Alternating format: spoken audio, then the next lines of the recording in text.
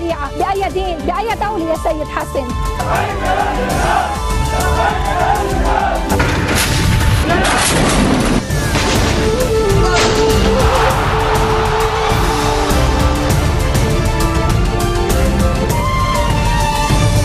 Une nouvelle édition de la rédaction, merci d'être au rendez-vous. À la une de l'actualité, un crime barbare et sauvage financé avec de l'argent arabe. Un coup de tonnerre signé Talal Arslan, le député druze réagissait au massacre mercredi de 20 villageois druzes dans la province syrienne d'Idleb. Walid Jumblat, le leader socialiste druze, reçoit à Clémenceau le chef des forces libanaises Samir Jarjar et cette déclaration commune, non au terrorisme, oui à la stabilité, au vivre ensemble en Syrie et au Liban. Walid Jumblat qui s'est exprimé il y a quelques instants sur notre antenne. Une frappe aérienne de la coalition arabe vise la vieille ville de Sanaa, faisant au moins 5 morts. L'UNESCO a condamné ces raids qui ont détruit des habitations classées au patrimoine mondial de l'humanité. Et après 4 ans de scandale sexuel, Dominique Strauss-Kahn relaxé dans l'affaire du Carlton de Lille. L'ancien patron du FMI était poursuivi pour proxénétisme aggravé. Les réactions se multiplient après le massacre de 20 villageois druzes dans la ville donc de Kalb-Laouzé, dans la province d'Idleb, c'est dans le nord de la Syrie. Le député druze Talal Arslan a dénoncé un crime barbare et sauvage. Lors d'une conférence de presse, il a estimé que les...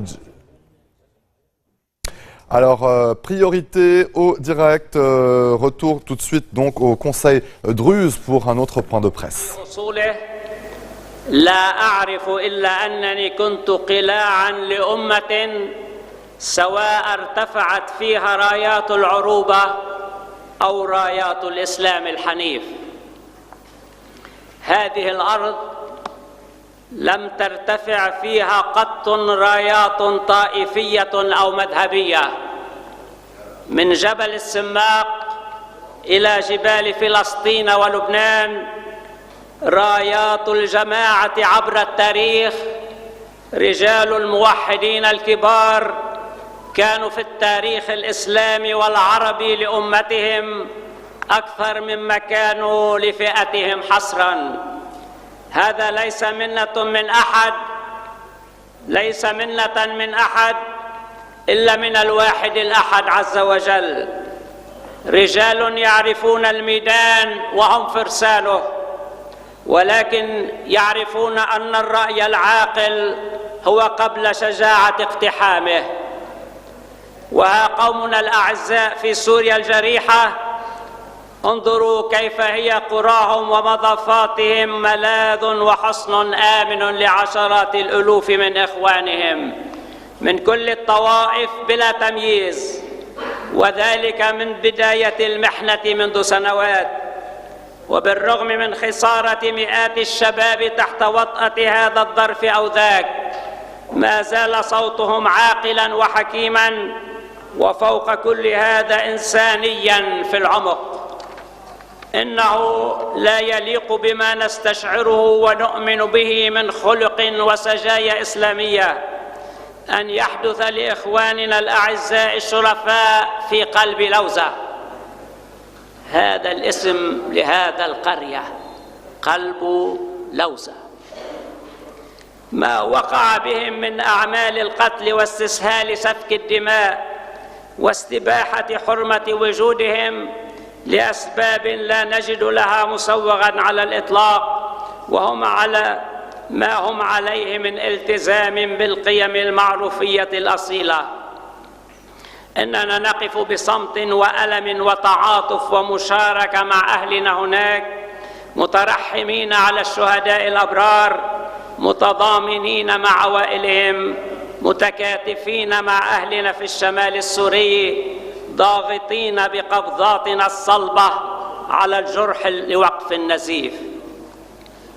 وها نحن في هذه الدار التي تمثل ما تمثله توحيديا وإسلاميا ووطنيا، نجتمع لنطلق صوتا واحدا جامعا متضامنا مع قيادة حكيمة رزينة واعية، نطلق الصوت الذي تمليه علينا قيمنا وأخلاقنا وشيمنا الإيمانية والإسلامية، وهو دعوة للوقوف عند حدود ما هو حق في الشرع، وما هو عدل وما هو كرامة إنسانية. إننا مطمئنون إلى أن أخواننا في سوريا لن يتخلوا عن رفع راية الوحدة السورية ولواء الأخوة والمصالحة مع أبناء وطنهم وجيرانهم في كل سوريا. وفي الوقت عينه ندعو كل القوى السورية الفاعلة إلى تحمل المسؤوليات التاريخية في حفظ وحدة الشعب السوري وحماية النسيج الاجتماعي، وبالتالي الارتقاء الفعلي إلى مستوى المحافظة على روح القيم والمبادئ المرتبطة بحقوق الناس في الكرامة والحرية والعدالة. إن الوقوف أمام المسؤوليات التاريخية بهذه الروح العالية يقطع جميع السبل على إسرائيل التي تبقى المستفيد الأول من تفتيت المنطقة وتحويلها إلى كيانات مذهبية متنازعة. إننا في هذه اللحظة الحرجة ما زلنا نؤمن بأن للسياسة الحكيمة دورا له أصداؤه عند كل الشرفاء، لذلك فإننا ندعم كل مسعى في هذا الاتجاه. والسلام عليكم ورحمة المولى وبركاته. تأخر شوريك الله في فقرة ما كملتش.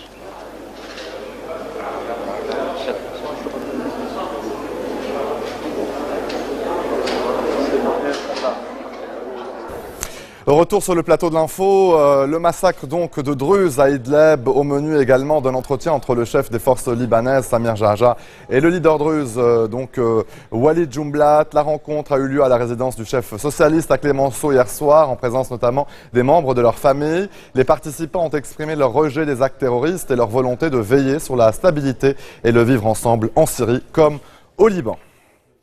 Je vous le disais en titre, une frappe aérienne de la coalition arabe menée par l'Arabie Saoudite a touché ce vendredi la vieille ville de Sanaa, l'un des plus anciens joyaux de l'urbanisme islamique au monde. Il y a au moins 5 morts. Des habitations dans ce secteur classé par l'UNESCO au patrimoine mondial de l'humanité ont été détruites.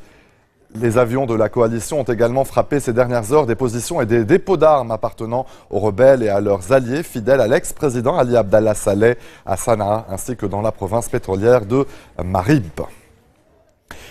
La lutte contre Boko Haram entre dans une nouvelle phase. 5 pays, le Nigeria, le Tchad, le Cameroun, le Bénin et le Niger, ont annoncé que le Nigeria prend la tête de la force multinationale pour lutter contre le mouvement islamiste. Une force qui sera déployée d'ici le 30 juillet prochain.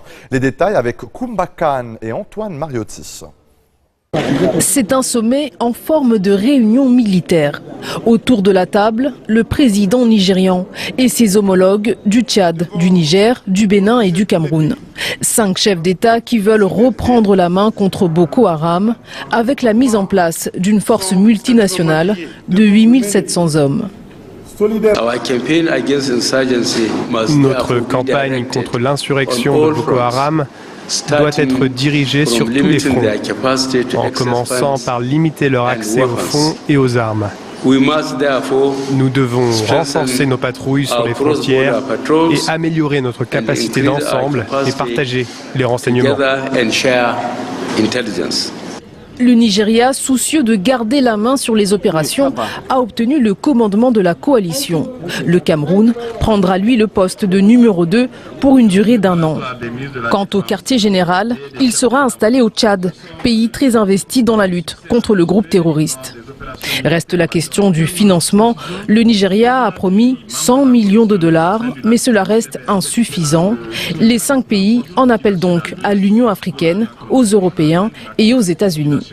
Le président nigérian s'était d'ailleurs rendu en Allemagne, au sommet du G7, où il a demandé l'appui financier des pays occidentaux. Muhammadu Buhari, investi il y a moins de 2 semaines, veut montrer sa détermination sur ce dossier. Son prédécesseur était accusé d'inaction face à Boko Haram. Allez, restez des nôtres, on se retrouve après cette très courte pause. A tout de suite.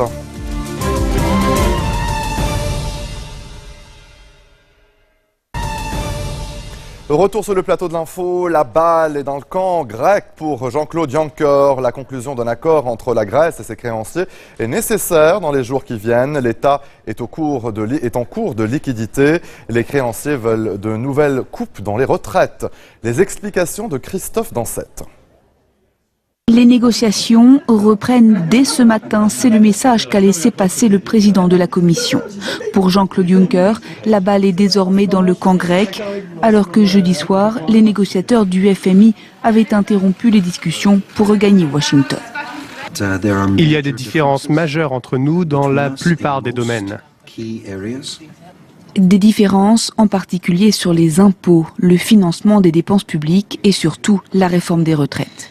Les créanciers demandent à Athènes de présenter un budget excédentaire afin que le pays arrête de s'endetter. Pour cela, ils réclament au gouvernement d'augmenter certains impôts comme la TVA ou encore de changer le système des pensions. Car aujourd'hui, les Grecs peuvent toucher une retraite à taux plein dès 60 ans après avoir cotisé pendant 37 ans, un système qui n'est pas tenable pour le FMI.